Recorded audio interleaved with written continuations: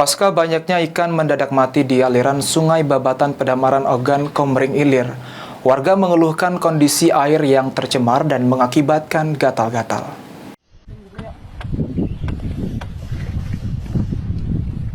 Tiga hari terakhir, ribuan ikan di aliran Sungai Babatan, Kecamatan Pedamaran, Kabupaten Ogan, Komering Ilir mendadak mati, yang diduga berasal dari kawasan Lempuing dan terbawa arus aliran sungai. Sehingga kondisi ini berdampak bagi para nelayan yang menjadi kesulitan untuk mencari ikan.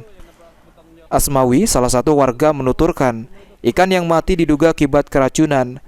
Kondisi ini dikeluhkan sejumlah warga yang masih menggunakan sumber air sungai sebagai kebutuhan mandi karena mengakibatkan gatal-gatal. Hari itu sampai sekarang sudah 3 hari. Sejak mulai dari yang paling kecil sampai yang paling besar, ada yang 4 kilo, yang paling besar itu mati juga itu.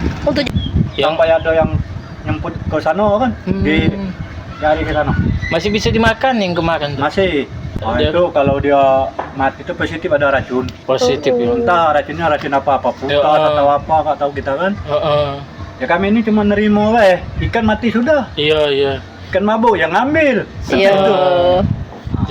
Kalau gara-gara ikan yang mati ini kati, tapi sebelumnya mungkin gara-gara apa orang-orang yang pengemin lebak itu sering gatal-gatal. Yang ngambil-ngambil lebak sungai apa segala macamnya, pengemin lelang itu kan. Kalau setahun 2 tahun belakang enggak pernah gatal-gatal ini. Sekarang terasa gatal-gatal itu. Enggak tahu. Sebelumnya, sejak hari Jumat hingga Minggu kemarin ditemukan ribuan ikan mati mengaliri Sungai Babatan. Diduga terbawa arus sungai dari Lempuing. Kondisi tersebut terjadi sejak pukul 9 pagi hingga sore hari.